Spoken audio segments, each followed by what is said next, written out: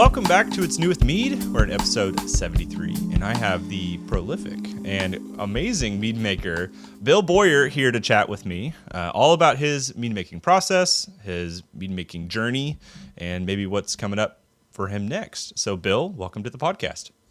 Well, thanks for having me. I've always enjoyed watching your podcast, and it's cool to chat with you again. And again, you've been also in the competing circuit right now, so I see your name a lot showing up. So it's good to chat about how your experiences are even on that. Yeah, well, and we this is not the first time. If podcast listeners remember back to, I think we just talked about almost 2 years ago, a year and a half ago, we did a podcast about competitive mead making. It was before I'd really gotten into the scene, and so that was really. I suggest you to go back and listen to it if anyone's not heard this one. But it was a really great guide into getting into the competitive mead scene, what that looks like, how to maybe be more successful. So I'll try and link that below. But you were on that podcast as well, amongst some other people too. But it's not the first time we've had a chat, which is kind of fun to be back here. So can you tell us a little bit about your mead making start? Have you been doing this for a while? I know you're also very, very good at cider because I've seen your name on a lot of cider things as well. So I'm curious where you got started with. Yeah, so I first started on the beer side. I had a friend who my wife actually did a surprise birthday party. So when my homebrewing friends decided we're going to go do something, and I built a mash tun and all this stuff, and we did a brew day, and then got home and I have a surprise birthday party. But it got me into doing the home brewing side of things and doing mainly beer. But the thing about it, my wife, though she got me into doing some of the homebrewing stuff, she doesn't like beer. So I started messing around with ciders and meads. Again, I've been doing this since probably about 2012. So I've been doing it for almost 12 years now, I guess. My ciders they weren't great. My first two meads I did one with, I got some orange juice, some honey, and put it into a 3-gallon fermenter, and it tasted terrible. Yeah.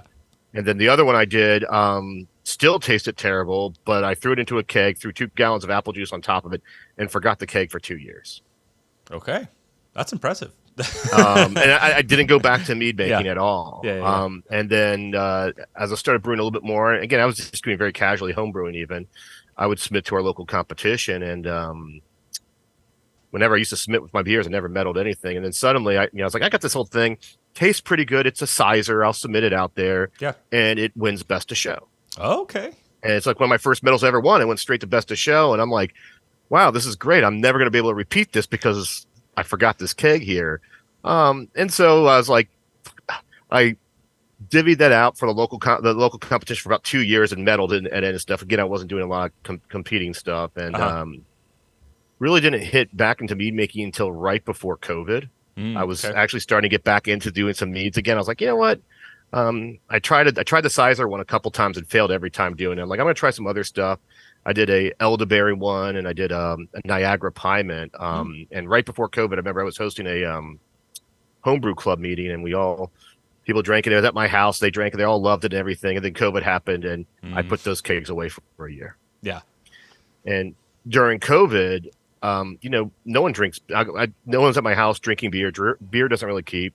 But I enjoy the process, enjoy the science. So I kept on making more meads and stuff. And come around 2021, I was like, okay, I got so much stuff. I need to do something with it. And I'm like, I'm going to submit to more competitions. Competitions are starting to open up. And there was a small competition down in Louisiana. And I sent my elderberry mead down there. And again, this is right when things are opening up. You're a little depressed. I'm stuck at home for a whole year. Right. Yeah. And these guys start their little competition. And that day I get a phone call. The guy who's running the competition calls me and says, Bill, your mead won second place, best of show overall. Again, it's a 50 entry competition, but I'm like, wow. He's like, everyone's talking about how great it was. And I'm like, that's what I like. The idea that I can make something that people talk about. Not that winning the medal is great. Yeah. But that someone was willing enough to reach out to me and say how much they enjoyed drinking it meant a lot to me. Yeah. Well, I've never received a call like that, so I can only imagine that's probably a pretty cool experience to get that too. I can definitely see how that would continue to light the fire. That's also wild. So 2012, 12 years ago, the brewing scene was different then. I mean, I think that's probably the easier way to say it. Like, I'm sure there are still comps and stuff going on, but the mead world was so small. in it was only on like the Got Mead forums at that point. So that's kind of interesting. Did you ever start there when you were like kind of diving deep, or did you just happen upon Mead? I like the experimenting thing. So even early on, when I first started homebrewing, I decided to buy tons of different juices from the store, poured a little bit out, and put yeast in every one of them. And I actually poured it into a little growler, like a half-gallon growler. Put a stopper on it, and I ferment it. And then I would, if I had too much left, I'd mix a couple of them together and ferment them. Okay. And then try to do something. And good, I'm treating it like beer at this point. So I put ferment in it. I then bottle it and just see what happens with it. They were all terrible. Because there's no back sweet. All I did was ferment it and all the sugars are gone. Pineapple juice is one of the most disgusting things you've ever drank if you fermented all the sweetness out of it. That and orange juice. Those are both, those are not good. But I enjoy the science of it. It was one of those things where I was like, okay, whatever. I want to learn things. So I'm not one who goes to a lot of forums and stuff. I mean, actually, I think one of the first ones I ever read was one of yours on the sizers, because I was no. I'm still trying to master sizers at that time again. I was like, okay, what are other people doing? So I watched one where you froze it and stuff. But in general, I don't want to cheat. I want to experience. I learned by failing. Yeah. I feel that. Yeah. And so once in a while, if I have an idea or something, I might try to maybe do a little bit of Googling or watch a video or something like that just to see maybe if I'm going down the right path. But otherwise, I'm not afraid to do something. And luckily, there's only a few times I've ever had to dump anything. Yeah. Well, that's kind of the spirit of the Mead community at large. It's like we're a group of people who like to experiment and pave our own path. And I say this as somebody who publishes all these recipes. Very rarely is somebody like, hey, I brewed your exact recipe. Most people are like, hey, I took your recipe, but then I added this, and I switched out the yeast, and then I did that. And, it's like, and there's nothing wrong with that by any means. But I think people do enjoy the spirit of something new. They want to see what's going to happen with it. So speaking of some of your stuff, you have sent me a whole plethora of things to try over the next little bit, and I'm super excited too. So I've pulled out two. I think you actually pulled out some bottles too as well. Yep. We have 2 pie mints that you had sent. So which one would you suggest we start with? Looks like they're both around the same age, which is kind of fun. Yeah, let's go with the white one. I would probably say that the red's a little bit stronger in flavor, so let's go with more of the white Riesling one. Okay, so this is the Quest for the Holy Grail. Mm-hmm. And it's a Riesling pie mint with Lahua Blossom honey, which I quite like, Lahua Blossom honey. 16% ABV, still and sweet. Can you give me any more information about it other than that, of course? Well, this is my second attempt of making this one. The first one was actually one that had won some great medals, and it was actually a dessert wine kit that stalled on me. Oh. My wife wanted dessert wine. I made it completely stalled on me, and I threw a whole bunch of honey in it, made more liquid in it, everything, and it took 3 more months before fermentation ever started. Now this is a simpler version of this. Is where I just bought a Riesling kit, then added more honey to it, and just trying to change it around some. Trying to repeat the process without actually spending as much money as a dessert wine kit costs, because they are very expensive. Yeah. This is my attempt for that. I've been doing some of that with the wine kits, and I really like it, but I'm also like, it's so dang expensive. I mean, a 5-gallon, a good quality 5 to 6 gallon wine kit yield, at least, is like, could be $100 to $200 depending on your varietal. So this is really kind of fun. It's got a wonderful nose. I can, because I've used Lahua Blossom honey, I get that all over the nose. Yeah, it's that almost like slightly creamy, soft floral. It's interesting. Ooh, that's delightful, man. And actually, it's one of the interesting things. This one here did win Best of Show at the Cactus Cup last year. Okay. And Alan Martin actually judged it and reached out to me saying he really enjoyed it a lot, which again goes to that point when someone tries something, they take the name to it, and they say, hey, this is a great experience. That's the highlight there, especially in Alan Martin, who I respect so much. Yeah, Mead Maker of the Year twice. Has he been twice now? Twice, yeah, and unfortunately he beat me for last year. I was watching that.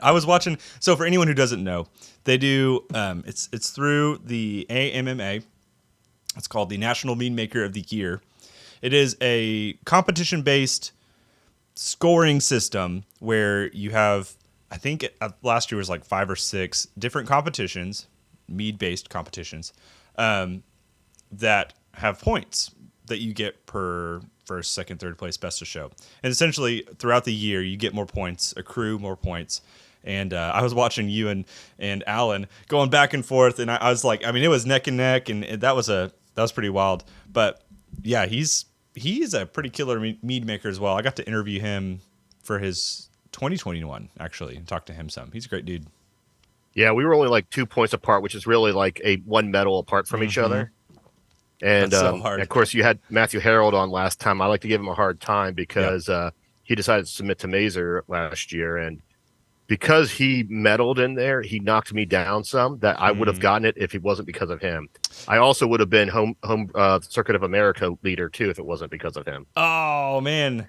Dang. But to show you how close both of those were, and normally it's unusual in a homebrew circuit that it gets that close, but one little medal would have made a difference in both of those circuits.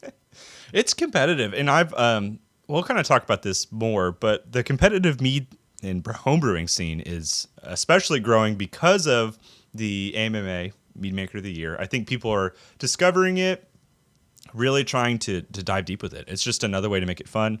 And then the Master Homebrew Program, which is what I talked to Matthew Harold about last 3 podcasts ago. Oh my gosh, it's been a long time. But all the competitive scene is really blown up through those things. And I'm finding myself getting in that spirit too. Just fun. Just like to continue to put stuff in. This is really good. I really like this. Thank you. It's very smooth. At a year and probably a year at this point. Yeah. Do you, when you put your label on here and you say February 2023, is this from the start or is this from bottle? Bottle date. Okay, you do bottle date. I do it on bottle date. Just because to me that's when I thought it was good and drinkable, and so I like to know up with that point there. But also, one of the challenges I've had, which I'm now that I've been doing it heavily since COVID, is I'm now learning how things are aging, which is an interesting aspect because some things have aged better. Yeah. And some things that have aged terribly. So yeah. Do you feel like you've seen a commonality of things that have aged well or not as well? I think fruit a lot of times can age pretty well. Spices do not. Okay. In general, from my own experience, flavors drop out of that. I recently was just trying one that I did with cocoa nibs, and literally the bottle I opened tasted like green apples. So something I did with the cocoa nibs added something to it that it was beautiful. It was winning medals early on in its earlier ages. But I opened up one. I was about to send it to you, and I was like, "No, there's no way in heck I will make you suffer through this one." I'll try it. I'm all about trying things. You could have said this is my green apple mead. I've been like, yeah, let's go. And actually, again, with talking about Matthew Harrell, you guys are talking about maple meads. I've had a hard time with maple meads aging. Mm-hmm. Again, I had that issue where they turn more green apple-y kind of flavor after a while. Again, I've had some great wins to begin with, but then, and I added a little extract to it, so it's probably what happened there is the extract maybe broke down or something, because again, I was trying to get that maple flavor. Mm-hmm. And yeah, so some of those have failed. Of course, sweeter ones do pretty well. Dry ones do pretty well. Semi-sweet kind of can change. It can go then to dry, or it can go more sweet depending on how it ages. I've noticed that with spices some as well. I feel like cinnamon though, that's the one for me at least that is like, I've had most of the time it gets stronger in my perspective at least. I have a apple cinnamon mead recipe, which I think I shared some with you that'll eventually get to you, that over time, I feel like it rises up quite a bit. And so when I'm making that recipe, I always have to stop at a certain point and go, okay, I'm 80% of the way there. Give it another month in a bottle, it's going to get to the 100%. So, but that's also my own experience. So I'm not going to declare that as a fact, because that's just what I've experienced. Other people can for sure come in and say, hey, I have or have not experienced that opposite. So it's all. I've loved it with cinnamon. I've done well with that. Clove has been a danger too. Clove, it gets very strong. Yeah. What's the joke that you when you're using clove, you just wave it around the carboy just a couple times, and that gets enough flavor. So I heard that joke a while back, and I was like, yeah, because I made a Joe's. Everybody's made a Joe's Ancient Orange at some point, I'm sure. And not me. You haven't done it? Oh, okay.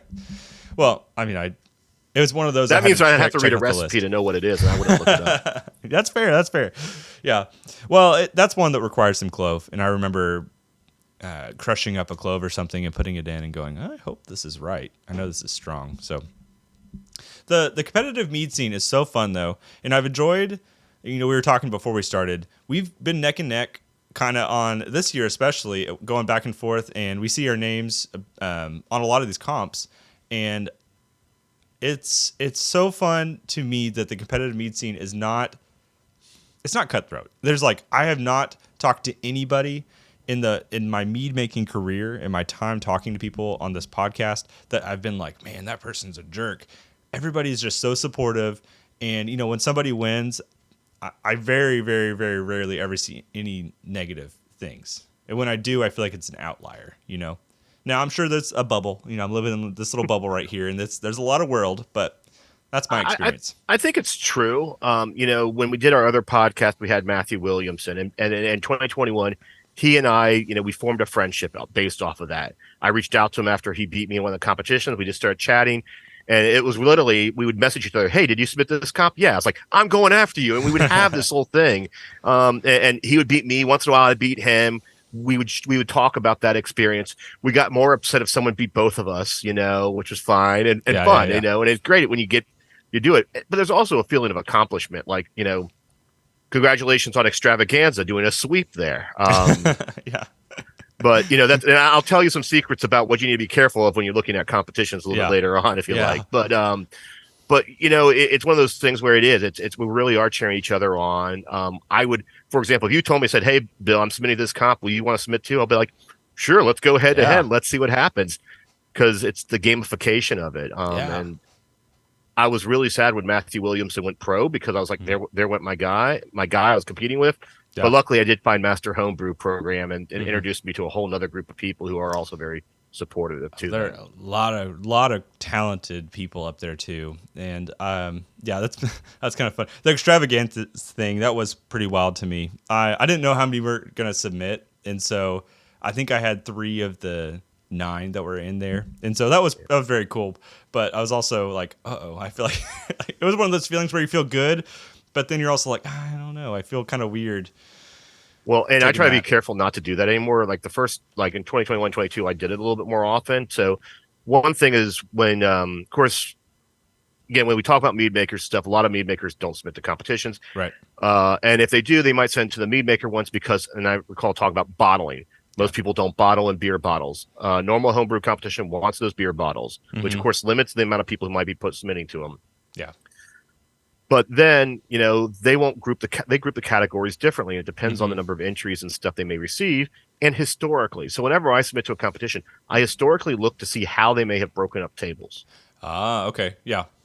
Because what I don't want to do is oversubmit that, and I've done it before, where in which I was 50% of the entries. I submitted 6 entries because I thought I wasn't paying attention to that, or once in a while they've combined them together, and I'm like, why did you do that? You had enough entries, you didn't do it. But I'm careful. Like midwinter, which again, congratulations on your medal there. I got skunked on the meads because I thought they were being broken up. So my strategy of what I was submitting, what may have not been my top of line, it may have been like one down below that. So I wasn't bringing my best of the best to to the game, because I don't want to spin those bottles on there. So if I medaled, it would have been fine.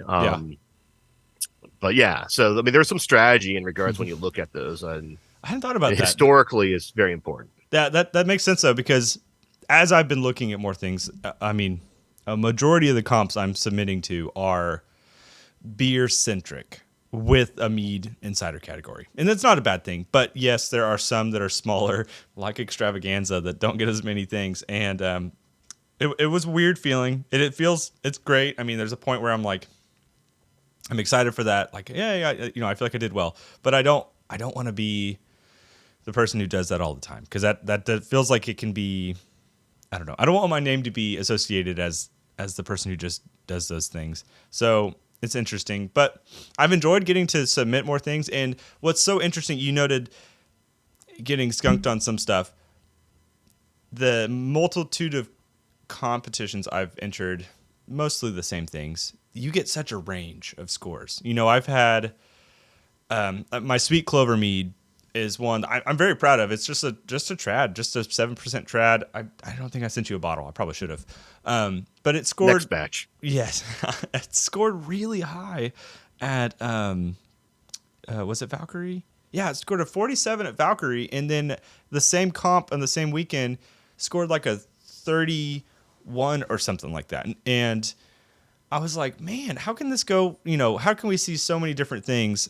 And it just reminded me, a lot of the time, we're getting tasters, we're getting two people who are going to judge your mead and base their whole scoring system on it. And if they don't like that thing, like what's funny about that one, the one that got a 31, they said this mead has a cinnamon character to it, which I think is out of category, was out of style for a traditional mead.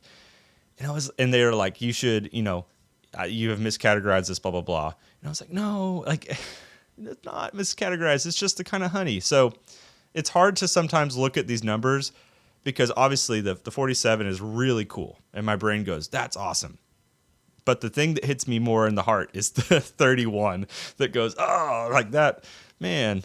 It is definitely a challenge. It's one of the things that have irritated me until ChatGPT can judge meads. We're going to deal with that. My worst was with a cider. The same weekend, I had a 45 and a 19. Oh, wow. Man. And I actually, when I looked at it, is like the 19, not a single one of them was BJCP judges, and one was a professional. And professionals are some of the worst judges you have because in order to be a professional, you have to have ego, in my opinion. And that ego makes you believe that your way is the right way in many cases, and not being as open-minded about things and what the experience is. And so that affects it. And again, just having a judge who understands how it's done is useful. But I've gotten grandmaster scores where I'm like, okay, maybe not. Yeah. It means a lot more to me sometimes just get their opinions on stuff. So when a Alan Martin judges, or some of these people that you've talked to, like if when I see you judge something, it's good to know what your ideas are. But at the end of the day, it's just your opinions on how you're perceiving it. Yeah. And I'm hoping that some of these people are going to be more educated. But I just became a mead judge. Dahmer was the first time I ever judged meads. And I feel like I have imposter syndrome as I make mead. As a judge, I even feel worse because I'm like, I'm doing historical, and I ended up judging one of Nathan Stegman's, who's known for making great historical meads, and I'm like, I hope I gave him a good score. I mean, did I? Because this guy's good. Maybe I didn't perceive it right, and you kind of question yourself as what that is, but that's just being human. And then there's also people's preferences of flavors and what they can pick up stronger. Buckwheat is a very hate or like honey. Yeah. I have some I've been sitting on for about 2 years now. I still have probably 12 or 15 pounds in a bucket, and I'm like, I got to use this at some point, but I got to plan it well because it's that honey is going to be polarizing if I don't use it in the right fashion. So I like buckwheat honey. My wife hates it. And my theory is she hates cilantro, and I like cilantro, and it's probably that same taste bud area or something. I don't know. Interesting. Yeah, I had never equated this, but that would make sense though. It does seem like that category of flavors. The number game of judging is one of those things that's frustrating because who's to say which was right? Who's to say that the 47 was right or the 31 other than the person who were tasting it? And so that's not to take the wind out of the sails of competitions because that's still an important thing and it's still fun. And it's really interesting too when you see, I've had a couple, I'm sure you've had this too, where the scores and the final placement don't always match up. For example, like that sweet clover that I think it might have been Dahmer's. No, I don't remember now. It was something. It scored higher, but landed third place in this one category. And then I'd submitted another sweet mead that was a coffee blossom traditional that scored lower, but landed first place. And so that was going to like the mini best of show and, different group of people tasting things. And then they said, no, this one's better. So it's interesting. Also, the baseline is different. So your 30 may not be my 30 or your 40 may not be my 40. Yeah. Also, when judging, that first thing you drink on that table helps sets that baseline. Yeah, it's true. So that first thing's amazing. Well, guess what? And you only gave it a 40 because you still thought something might be more amazing. Everything else should be a little bit lower than that. That's true. And so that can affect it too. What I don't get is with mini best of show, I get it because you get these set of judges, they all combine together and Hmm. they decide which ones they want. I sometimes had the same table where, of course, when you do like a sweep like you just did, you're like, wait a minute, why did my lower score win over my other two? And it was just Yeah. one table worth. Right. I've seen that happen too. And some of that's just because laziness. The Mm. judges don't go back and say, hey, you know what? I like this one better, but I didn't go through and adjust any of the scores at all. That's fair. Yeah. It's just interesting. I noted that and I was like, oh, that's it's just something new that I haven't experienced. So regardless, I highly encourage people to take some time and enter some competitions. Not just obviously winning a medal is very cool, and winning a best of show is very cool. More so, the feedback, hopefully good feedback you're getting from a judge who is taking the time to taste your mead with the intention of helping you will give you that help to go forward and make it better. Make a batch 2, make a batch 3, something like that. It's not always going to be that case though. Like you noted in some notes you've gotten from people before, I've received some feedback where I'm like, okay, that didn't really do much, or hey, good mead, nice. It's like, okay, well, I appreciate that, but why'd you give me a 34? It's like, this doesn't make sense.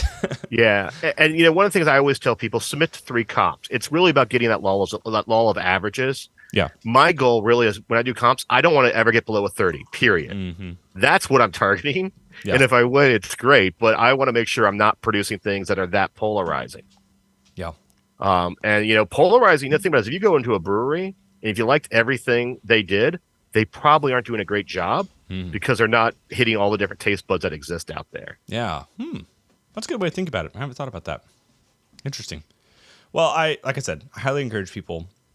There are a ton of comps, and the AMMA is a great resource for that. The Master Homebrew Program, if you're interested in being really competitive with it, they have a whole list of ones that are on the circuit, and then there are a bunch that are not on the circuit. Like there's a ton of local ones. So just kind of Google, hey, I'm looking for homebrew competition around me, and you can more than likely find something in your state or a neighboring state that is happening this year.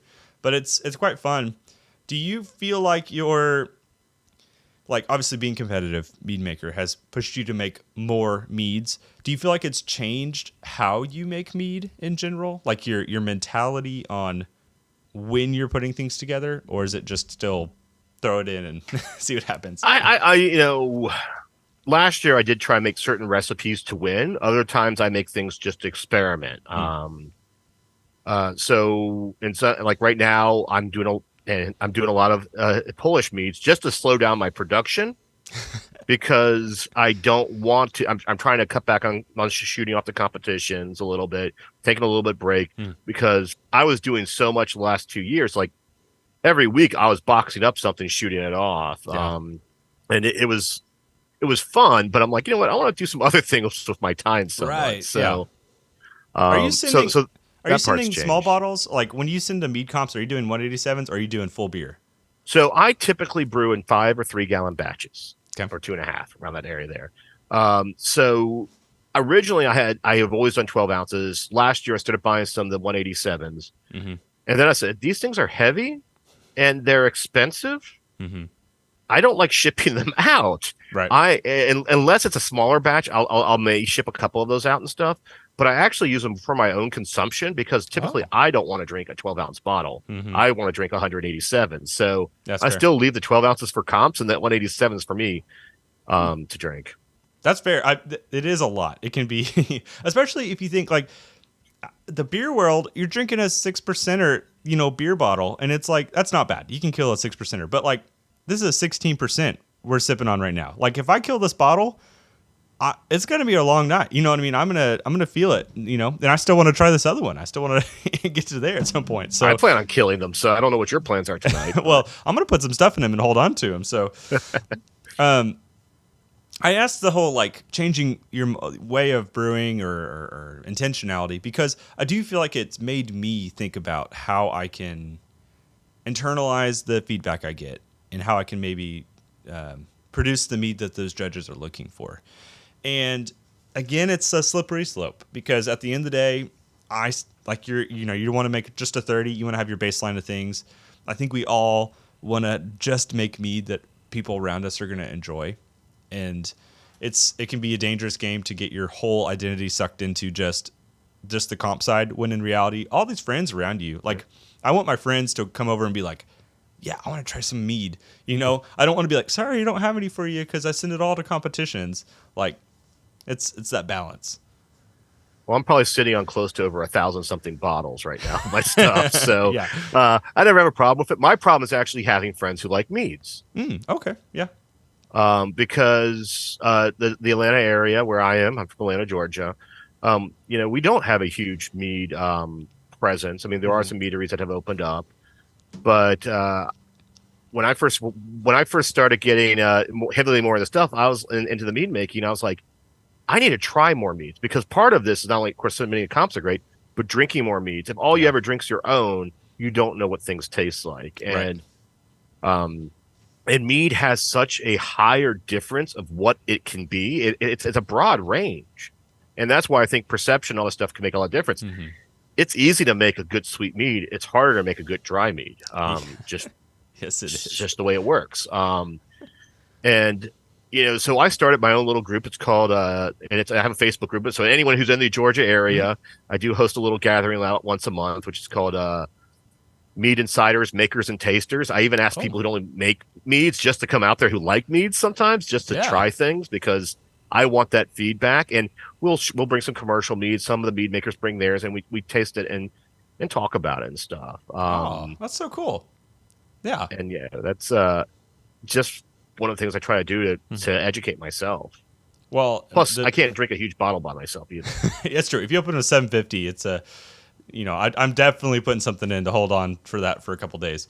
We don't have a big mead scene around here. I'm fortunate enough to have one of the other big YouTube mead makers doing the most, who's one of my great friends. Like, we live 10 miles from each other at this point, and it's for such a weirdly small and niche hobby. It's so crazy that we have been in the same city, essentially. So that's the most of my scene, though. Other than that, like, we have 2 meaderies in Oklahoma, and one of them pretty much exclusively does traditionals, and mostly dry traditionals from what I've tasted from him. And then the other one, they do the opposite. They do these like 18% super sweet meads, and they're like bombshells. And that's about it. But they're far away. And so not having that community is tough. It's tough to not have people around you. But obviously you can do what Bill did and host your own. Like, that's super cool. That's inspiring to me. And that's also one of the reasons why I think some of the best mead makers are all in Minnesota, because they have built a community about sharing and tasting and stuff. And I have heard it referenced as the mead mafia up there. It feels like that. It definitely feels like that. That's like, if you had a heat map of mead making of the U.S., like, that would be where all the red zone is for sure, because it's pretty wild. There's some solid mead makers. That's where isn't Steve Fletty up there? He's currently the one in the lead for MMA. Yeah, Steve Fletty, who, I mean, I don't think I've seen him compete until this year, other than last year, just a national homebrew competition. I mean, he's leading it. But you have Josh Holbrook, Adam Bystrom, Kevin Meinstrom, all these guys who are right in that same area there. Yeah. Mahoney. There's just a lot of those guys. And again, even just neighboring states, they're there too, Yeah. So it's wild. But it's pretty fun to see a pocket of the world have that. And I'm always envious, because I'm like, man, it'd be really cool to have that here. But obviously it starts with what you're doing, which is hosting, getting people into the hobby to try making mead, or try mead in the first place, get them inspired to do so. It's definitely something I'm going to put on my list. Will I get to it? I don't know. Well, I like to get up to Valkyrie's Horn actually next year. I mean, they do a lot of educational things. So I saw on Facebook they had 110 varietals of honey that people were tasting and with meads and stuff. That was cool. They had panels, I guess, of people talking about using chocolate and mead. So it's interesting. That's become almost an educational / conference / mead competition. So yeah, I'm hoping maybe next year my schedule will allow me to maybe go up there and with the change to it made it tough. With it going to February, I was like, oh, this is right in the right in part of my busy season of life. So I got to plan a little bit for next year. Hopefully be able to make that. I want to dive into your mead making process a little bit. But before we go too deep with that, I do want to open up another one, if you're okay with that. All right. Castle Anthrax, a Merlot Pyment, still sweet, sack mead. So I'm guessing this thing's probably 16, 17, because I don't see a percentage on here. I'm just guesstimating. Yeah, at sack level, I stopped bothering. I know it's over 14. I just don't want to tell anyone how much it really is anymore. Yeah. Well, that does scare people when you're like, hey, this is 18. So, one of my favorite stories is my uncle on my wife's side, she we were at some family dinner or something. I had brought over a bottle of mango mead that was like 16% or something, and intended to share it with everybody like normal. And he grabs the bottle, starts drinking. Okay, whatever. Well, he kills the bottle in like probably 5 minutes, and I'd brought two, and so then I had to go or whatever. And so he killed this bottle. I come to find out like through group text that he had grabbed the other bottle and killed it as well in like 10 minutes time. And so this dude, thinking he had like 6%er, was drinking like a 14-15% mead, and he was feeling a little frosty. But I was like, okay, so it can be elusive sometimes with mead, especially because of the sugar content, but telling people is also tough. Well, and I shot you off a 22% ABV one. You did, yes. This is a lesson you learn, is that though the packet says its ABV tolerance is 18%, yeah, when a party starts, it just keeps on going, and that's what happens with yeast sometimes. Yeah, man. And that's so. I'm sure you've seen some of this too. Well, I see it a lot. A lot of people say like, oops, my yeast got up to like 28%. I'm like, well, that's not as believable. Like 22, like 20, 21, 22, that's very believable. Some yeast are going to do that. But I definitely am curious. I'll let you know about that one when I try it. I picked it up earlier, and I was like, oh, that's a... I've only ever drank one bottle by myself, and after that, I was like, there's no way I'm ever going to do a 12 ounce by myself. That's a whole night. That's a, whatever the per drinks... I don't know what the ratio is, but that's like 4 or 5 drinks in a bottle. So, all right, Merlot Pyment called Castle Anthrax. What else can you tell me about it? Well, if you haven't noticed, most of my meads are named after Monty Python stuff. So it comes back from that elderberry mead called French Taunter. And I just kind of stuck with a heavy Monty Python reference. This, again, is a Merlot kit that I used. Honey, and then I added a lot more oak in the back end of it, so some American oak in there. Now that I drink it, that's been sitting around for over a year. It's kind of dry. It used to be a little bit sweeter than this. I think it's dried out just a little. It's still in the sweet range. Ooh, that's great though. Oh man, very smooth. It's definitely got. I see the dry side, but I feel like it's more tannin in this circumstance. I feel like it's more perceiving as tannin than it is actual dryness, because there's sweetness, but it gets washed over quickly by the grip that's tannin here. It's super good. Man. Yeah. And again, we talk about judges, and I remember, I think this got judged by Carvin. I think he called it out as too much tannin at one point. I liked it. I like maybe more of that oak character. But and again, that goes into that preference of what people like. Right. When you get over those 38, honestly, when you get a 38 or above, it's nitpicking anyways. Yeah. And so this one here normally scores in the high 30s to 40s or low 40s typically. Yeah. So are you, whenever you are making these meads, are you generally back sweetening? Are you starting high gravity and going as far as you can? Sacks, a lot of time I don't, because there's already enough sugar in it. So I don't. With my dry, I always do a little back sweetening to it, because, and again, that was some good feedback that I got from a competition. I used to do dry, never did any back sweeten. The guy's like, just because it's dry doesn't mean it has to be completely bone dry. You can add just a little bit of honey to it. And that definitely helped my game in doing dry meads. Semi-sweets, again, if for whatever reason I feel like it's not sweet enough, I'll back sweeten with some extra honey in it. Yeah. But I stabilize most of my meads except Polish meads. I don't stabilize at all, but most of the rest of them I do. Well, you don't have to with those. I mean, the Dell units on those, like when they hit that sugar content, man, those are bombs. I've yet to make one. I have the honey to do it. I just need to pull the trigger because it'd be so fun. It's speaking of Nathan Stegman. I see his name in the historical category all the time because that dude is a beast, and so I need to get some notes from him on how to do it well. But he's actually the guy who inspired me to actually start doing it. I saw him in 2021. He was doing a lot of competition. Saw him beating and winning a lot of stuff. I'm like, and actually, it's funny is that when we did our video 2 years ago or a year and a half ago, when you asked us what we want to do next, my answer was Polish meads. Oh yeah, and here we so are. And here I am, and that's what I've done. And I've won a lot of medals with some of the Polish meads I had. And hoping later on this year, I'm hopefully getting a couple out. And I actually have one that I have dedicated to Nathan, actually. So, oh, that's fun. Yeah, he is a wealth of knowledge too. That guy, even after my podcast with him, when I just had him one-on-one, he sent me a bunch of extra notes talking about stuff. He is so passionate about mead. It's really fun. It's kind of infectious.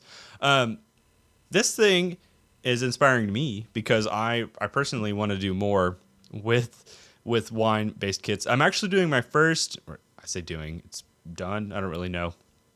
My pie mints from Drew grapes. I'd bought a 6-pound pail of crushed grapes that were, well, 2 of them. One was Merlot and one was Sangiovese. I don't know how you say it. I'm probably saying it wrong. Sorry, wine people. And so I made the Merlot into just a regular wine, and then the Sangiovese or Vese into a pie mint. And it's the first time I've ever done that. Obviously, it's different because you're pressing grapes. The nice thing about those kits, it's like you don't have to press any grapes. You just kind of dump it all in and let it go.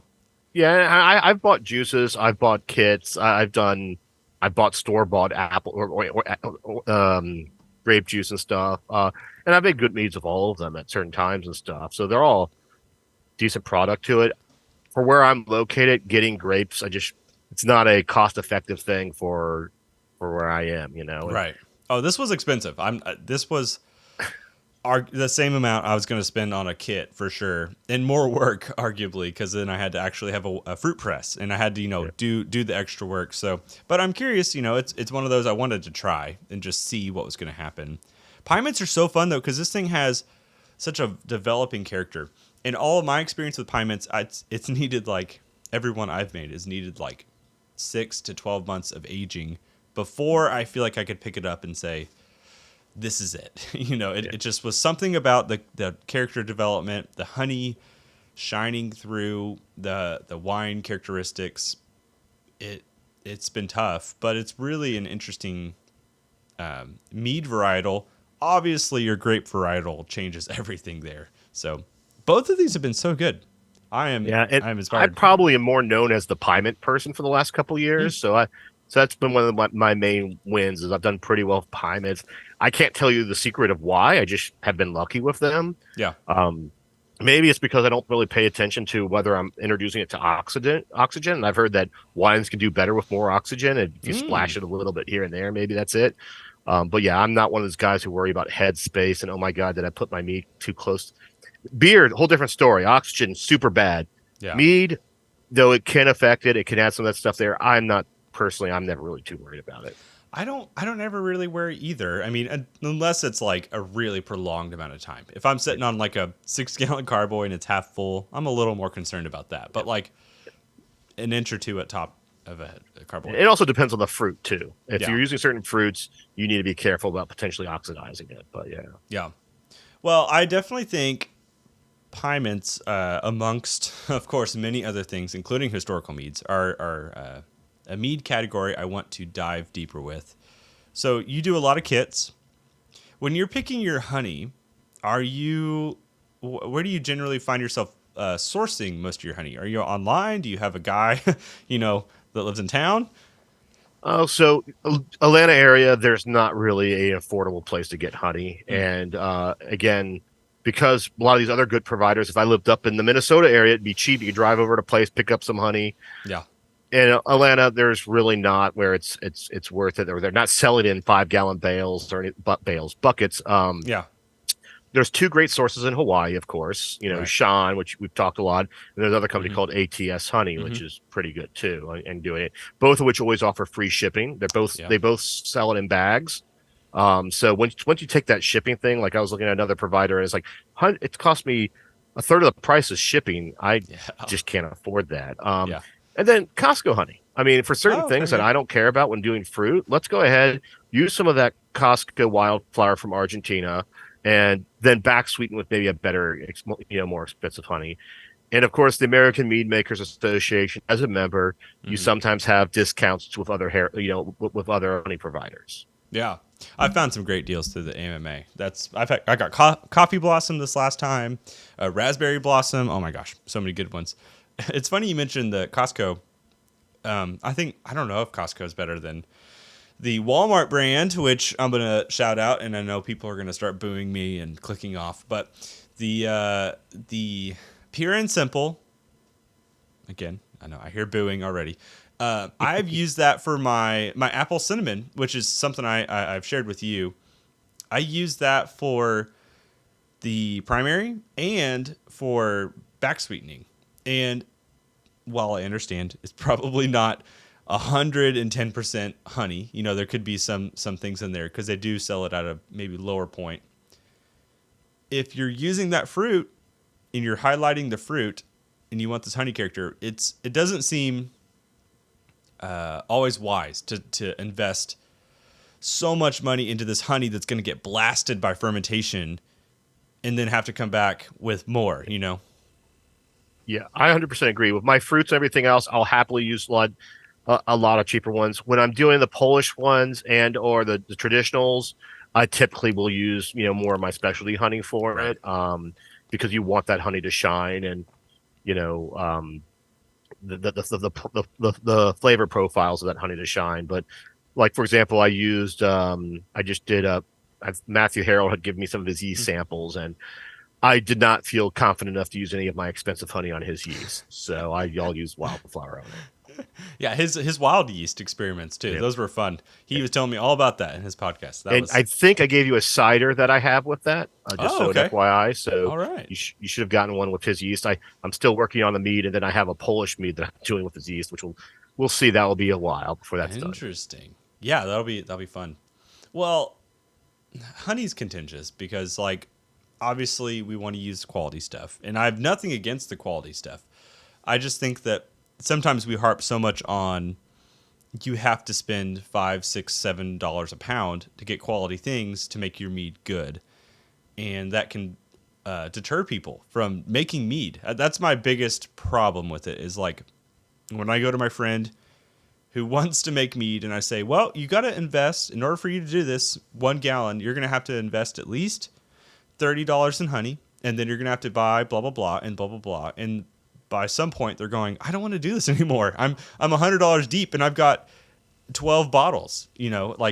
It doesn't seem like it's worth it. And so being able to source honey that might not be necessarily as nice is still usable for mead making. And that's a hill I'll probably die on until I quit mead making, is because it's so important that people still get into the hobby. Don't shut people out because they can't spend the money on honey. And you can make some great product with that stuff. I mean, when I first started, all I didn't even do any of that stuff. It was only just Costco honey, and that was it. And I mean, I think most of 2021 was me just using Costco honey, and then I started getting into some other honeys because I was like, okay, you know what? I want to do more traditionals, and I want to do something other than just wildflower and things. So I started experimenting more with that kind of stuff. So, If you're making a traditional, definitely invest in a better honey. yeah. That'd be a fun experiment for me to do at some point, would be to make a traditional using a cheaper honey and submit it to a comp, and then also submit something that used like that sweet clover, a high quality honey, that has maybe some more character, flavor, Yep. and just compare the two. Well, the neat thing about it is with most mead comps, you're allowed to submit the same traditional as long as it uses different honey. So you could submit 2 semi-sweets to the same competition and get different feedback for that, kind of thing. So hoping, depending on the size, you might even get the same judges. But again, it's a neat experiment to say, hey, you know what, I'm going to spend 3 semi-sweets, and how do they all do on that? And then maybe you might be lucky you'll sweep it all like a Nathan Stegman did in one of those dry competitions. That dude's a beast. Speaking of dry meads and all these things, I know you said early on you do more dry meads, and I've been interested in doing more myself. What are some things that you would suggest someone like me or someone listening do to make a dry mead better? Obviously, you kind of hinted at one, which was it doesn't have to be a 1.000 or 0.998 or whatever dry. Mm. It can be a little bit higher. Is there any other thing that you would suggest? So I of course I do all things. I do dry, semi-sweet. Again, I'm learning. I want to do competitions and all that stuff there. So I wouldn't say I specialize in any one of them. With dry meads, again, the other thing is don't go for sack dry meads. I don't think they turn out very well. Hydromel or lower side of the standards are probably going to be your better sweet spot for that.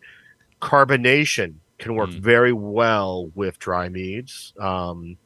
I personally don't use a lot of acid addition, so whenever I do acid, I pretty much carbonize and hoping the carbonic acids will set it. Part of that's I have some acid reflux, so I'm not a huge acid guy to begin with. Yeah. I get that on some of my comments from judges saying, "Hey, you need more acid in it," and I'm like, well, I like it this way. Yeah. I like it this way. That's fine. And so, but yeah, I think carbonation kind of makes it, because you're going to be on that lower stuff. You need to have something to help that flavor. Bubbles, of course, hit those the palate differently and stuff. Yeah. So, yeah, in most cases when I do dry, I do it. And actually, I recently did an experiment. I did a traditional one that I did with blueberry blossom, where I did it. I decided to take my 5-gallon batch. I did half of it carbonated, half of it still, which I really have never done. This year, I'm doing a little bit of that. Where I'm like, out of curiosity, if I spin the competitions, which does better?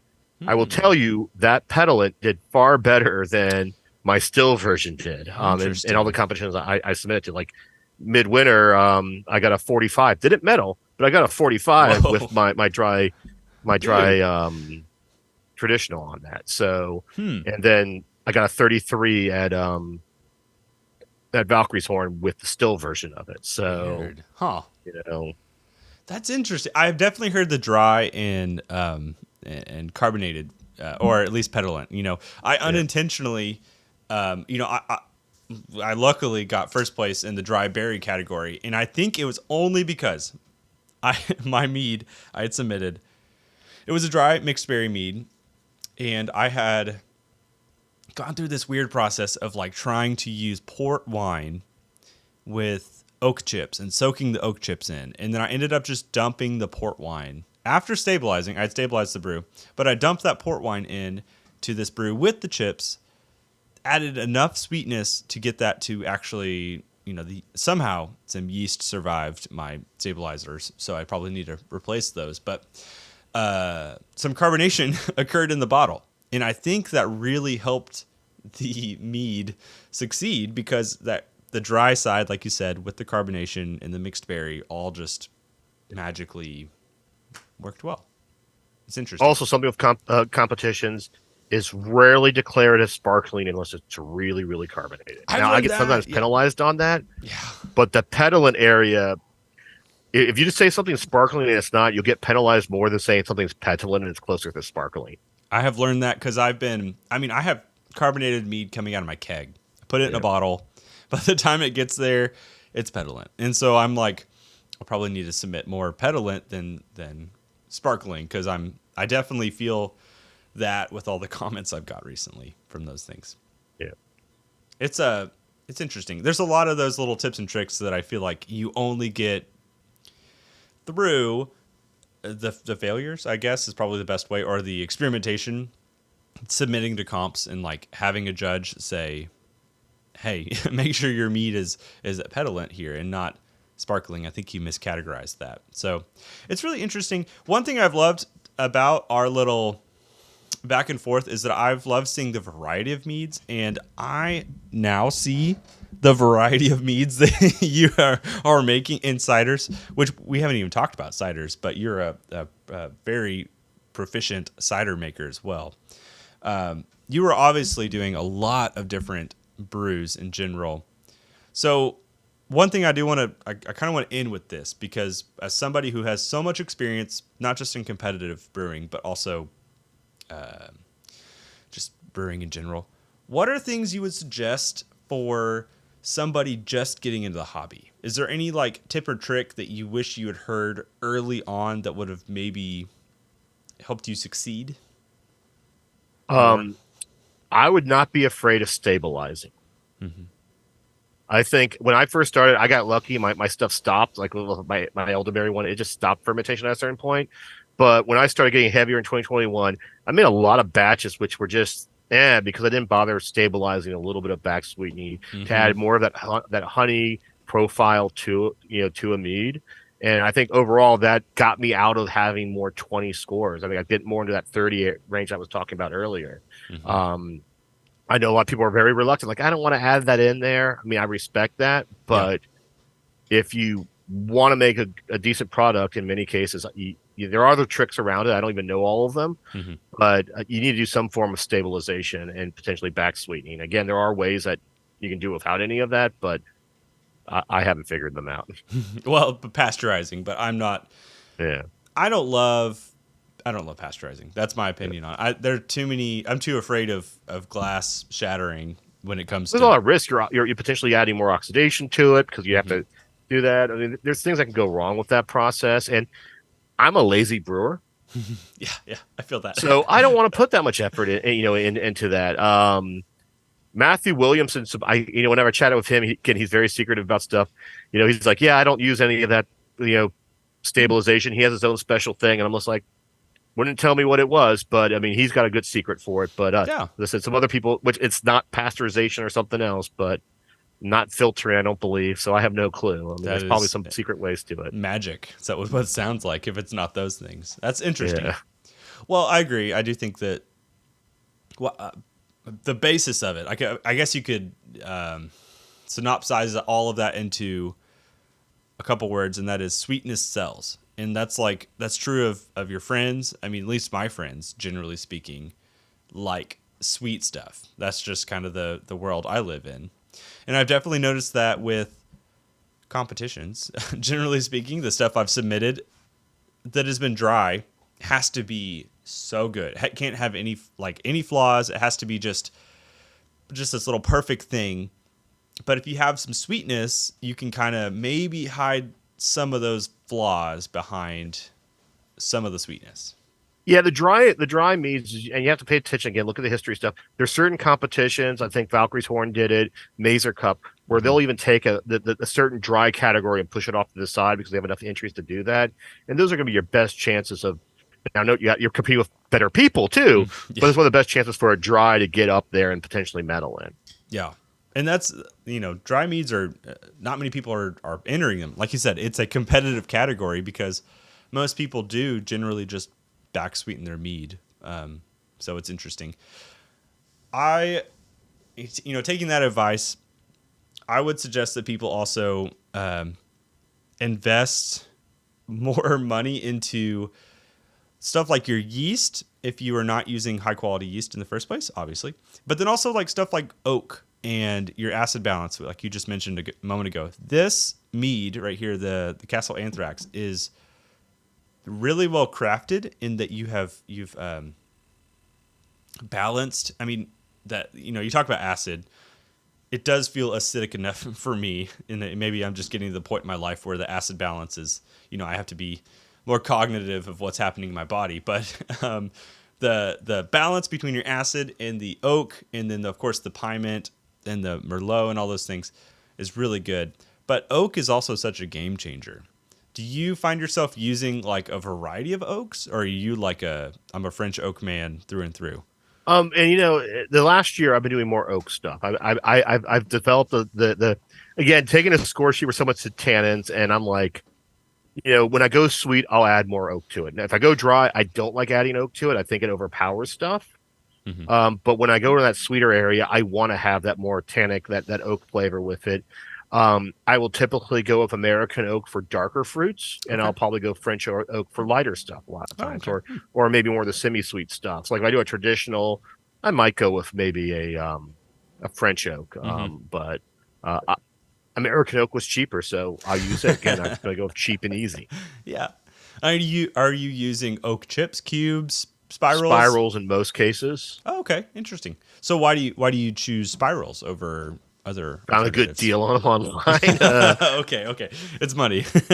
So yeah, the one place I bought a whole bunch at one point where it was discounted, and I've been playing a lot with the Umburana wood right recently too. I just made a new one with some Umburana, which is it's a Brazilian oak that has hints of vanilla and cinnamon in it. Yeah, I just got some too. I've not played with it yet, but I'm ready to see what I can do. It can be dangerous because you can, like I did it. I played around with some beers and did okay with it, but then some people are like, "Wow, you overdid it here," kind of thing. But it does real well, particularly sweet meads, in my opinion. Interesting. And you get that tannins, but you also get that vanilla and cinnamon kind of in there. You know, this will be fun because you're going to be on some episodes of my channel as well, because I sent you some meads for things. One of them is a coffee blossom bochet, which back sweetened with coffee blossom honey. I did oak it some already, and so my mind goes to hearing cinnamon and all these other things. Like, what if I threw a little bit of Amburana? So maybe when we do our tasting, you can affirm, my suspicions, or say, actually, maybe not. But that'll be interesting to see. I also got into through Matthew Harold. I think that's the buzzer word of the night. I feel like we've said his name quite a bit. Well, vice versa. When you guys had his, you said my name a lot. So it had to happen. He talked about shagbark, which is its own beast of a thing. I don't know what I was expecting when I bought it. He sent me the link and said, hey, yeah. Or I found the link. And I said, is this what you're talking about? And he's like, yeah, it's through Etsy. I don't know what I was expecting. I ordered some. It's bark. It's literally bark. It's just somebody ripped off bark from a tree and threw it in a box and sent it my way. And I'm like, he has a method for how to treat it, how to do it. But I'm like, this is so different than every other time I've oaked something. Most of the time it's like manufactured oak that has been ready for me to. Yeah, and he tries to make like an extract out of it because from what his description of it was. I have a bottle of it. I haven't tried it yet that he sent me. So it's on my list. And, again, that's the neat thing about this mead community is when you start creating these friendships and stuff, you reach out to someone and say, hey, you want to do a mead share? And let's go ahead and swap it out and stuff. Yeah. And you get to try other people's mead. So, again, reach out to people in the mead community. I'll tell everyone, reach out to them and say, hey, guys, I got these things. Anyone else willing to try it? You ship me some of yours and do that. It's a great way to learn. Yeah, I'm definitely learning a lot, especially through your stuff. I didn't tell you, but last night I opened up one of your ciders. It was Liberty Bell, I think is what it was. Yeah. Well, it's Being There. So Being There is is actually my yeast experiment. It's the same recipe. Every time I make it with a different yeast pretty much. Okay. So you have about 3 of them actually. Oh, okay. That's fun. And so, and there's actually a Dr. Homebrew episode where I did it blind. I didn't tell him anything. I sent him 4 ciders and said, judge them. And it's a very interesting episode because they're all like apple varieties. I'm like, guys, just so you know, this is all the apple juice with different yeasts. Oh, interesting. Huh. Again, me being cheap. Yeah. We need to talk about apple stuff in the future too, because my apple cinnamon, which I'm very curious for you to try, as somebody who's done so much stuff with cider, I'm very curious in your notes of that. But one of my main goals for this year is to be able to make my apple cinnamon mead recipe, which you'll get to try, at a lower cost. And my method is kind of odd in that I use apple juice, of course, but then I use like 2 or 3 varietals of apples just chopped up in secondary post stabilizing with, just some time and, keeping them underneath the surface the best I can. So while that's really nice, I'd like to be able to make it where I don't have to use as many apples and things. So anyways, I've struggled to find a variety of apple juices. Obviously, there's ways you can like buy apples and crush them yourself or press them, stuff like that. So when you're buying your apple juice, are you just buying like the Great Value, the Welch's, the Costco juice? My 2 places I like to buy it from is Aldi, because it's the cheapest place, and sometimes Kroger has it for sale. I've tried Publix apple. I haven't tried it, but I've had friends who've used Publix apple juice, and it was terrible. I don't know what it is, where those apples came from, but after we got fermentation, anytime I've ever had anyone who's made anything with Publix apple juice, it has not been very good. Interesting. And but yeah, Aldi I normally go just again because there's one nearby. It's pretty cheap to get it. I've been trying to pay attention to see if there's any difference as I've seen them source it from different places, from different countries. Because Yeah. originally, when I first started doing, they were sourcing them from Ukraine. Now they're not being sourced from Ukraine. Mm. And I'm not sure if that's seasonal or whatever, but I've had good luck with those. Now, one of the things I do with like even my being there recipe, which is really simple, it's 4 gallons of apple juice, 2 cups of sugar, stabilize, add 1 gallon of apple juice back into it. Interesting. Okay. That's so simple. It's very simple. Actually, I mean, and again, Matthew Harrell documented on one of those Brewfather websites the recipe and everything. And he actually tracks to see other people who've taken that recipe and meddled with it. Oh, cool. So it's like, like just recently someone won a KCBM with the recipe and everything. Wow. And yeah, and I think the base recipe what people he likes is the USO 5 on that for the yeast. But again, I do every time I've done wine yeast. I have a Philly sour version of it too, which was Is that what? weird. I think I saw that earlier. I saw a Philly sour something. Sour something in this mix. Yeah, I may have sent you the Philly sour there. It's aged a little differently as it's gotten over. And that one I did have to add a little bit extra sugar to give it the right balance with the acidity in that one. But and for $30 you can make 5-gallon batch pretty much. In all of my home brewing stuff, the thing I've been most afraid of has not been beer. It's actually been cider, because I'm like, I don't know anything about this, even though like the way you just described it is the easiest thing in the whole universe, is just throwing apple juice in with some sugar, more apple juice later on, and carbonate it, don't carbonate it, do whatever. But that's just, it's simple. And it's funny that I'm more afraid of that than I am of beer or all these other things that require like 10,000 times more effort. So yeah, my main thing I'm working on is braggots now. Me too. I wish I had sent you some. Dang it. I wish I had known that. I would have sent you, I have a raspberry IPA, honey IPA braggot. That's pretty sweet. So I probably should have sent that to you. Yeah. Well, and the part of that's the Master Homebrew Program gamification, because that's my 43 score I need to get as a braggot. And it irritates me when, I get all these 42s and I'm like, I just want that 43. Give it to me. You know, so close with that. But yeah, it's, because like Valkyries, I just got the gold in that, and the highest judge score on that was a 42. And let's like, could you not give me that one more point, please? Like, don't you know? Don't you know what I'm looking for? Yeah, no, I agree. I've been there, and I am there right now. I'm like kind of playing that game, but it's fun. It is fun to be a part of a gamification of this. It's still fun to share it. At the end of the day, I'm still looking back and going, well, I want to share this with friends, and these medals are really cool, but the process is also fun. Just seeing what happens. Going back to what we started with today is like the experimentation. What's going to happen when I do this? And you never know. You never know what's going to come of a recipe development unless you try it.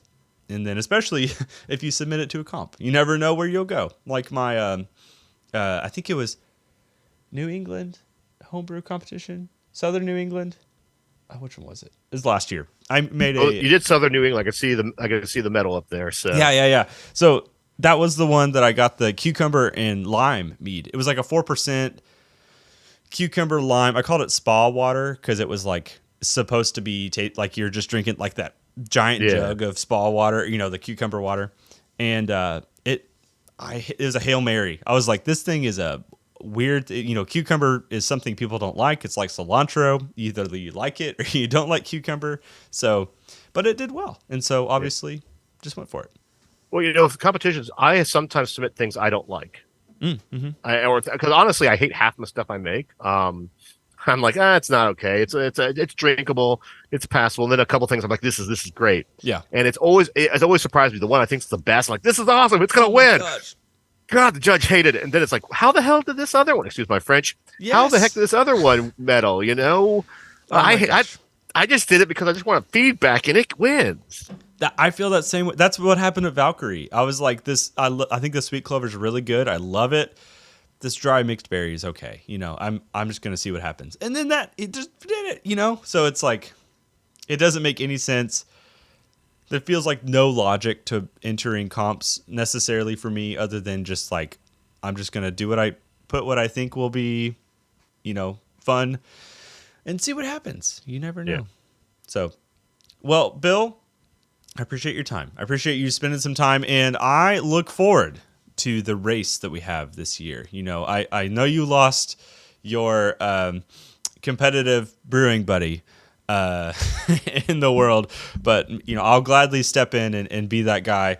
We can continue to chase each other on this journey of 2024. I don't know that we're going to catch up to Steve Fletty. I don't know that we're going to be able to beat him. He's too good, or even Josh, or any of those people. But I think we can at least race each other, and I look forward to that.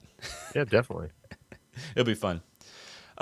So what's fun here is this is not the last time you'll see Bill on the channel he's going to receive some mead in the coming days, week or so. And we're going to do some tastings for things. So you'll see Bill on some future episodes of Man-Made Mead as he helps to taste some of these meads that I've sent him. And I look forward to your feedback from those. What's fun about the ones I've sent you, they're still in bulk. So, if you come back and say, yeah, you should try this, I can just go in and, sprinkle in whatever I need or do whatever I need. So you don't actually bottle them all at once or anything like that? Or I've done some. I mean, I've got part, but not all. I've done a little bit. So like, if you said, hey, I really think this needs more tartaric acid, I could just open up the 3-gallon carboy I have left and sprinkle in, and do what I need before I went super far. I do have some bottled. I mean, I try to bottle some things, but like mostly for competitions. So I'm like, I'm entering this. I'm just going to quickly ship off a bottle. I already have it bottled. So yeah, I have a tendency to bottle everything at the same time for a couple of reasons. One, I want to free up my carboy space so I can make more stuff. Yeah. And then also I'm hoping to preserve that to always be the same too, Yeah.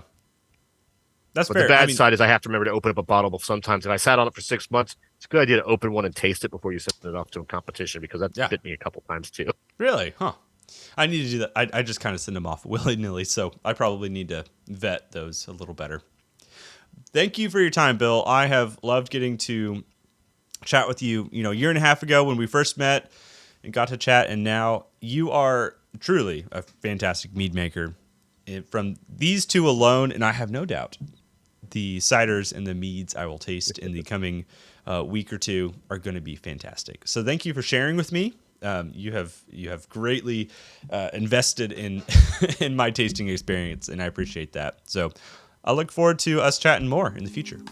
Yeah, thanks for having me on here. And again, I look forward to it again. All right. Hey, thanks. I'll talk to you later.